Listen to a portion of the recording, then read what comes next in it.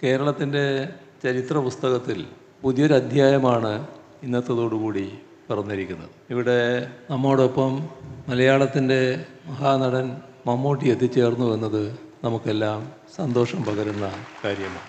അതിദാരിദ്ര്യമില്ലാത്ത നാടായി ലോകത്തിനു മുന്നിൽ നാം ഇന്ന് ആത്മാഭിമാനത്തോടെ തല ഉയർത്തി നിൽക്കുകയാണ്.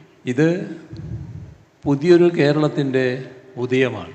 നമ്മുടെ സങ്കല്പത്തിലുള്ള നവകേരളത്തിൻ്റെ സാക്ഷാത്കാരത്തിലേക്കുള്ള ചവിട്ടുപടിയാണിത്.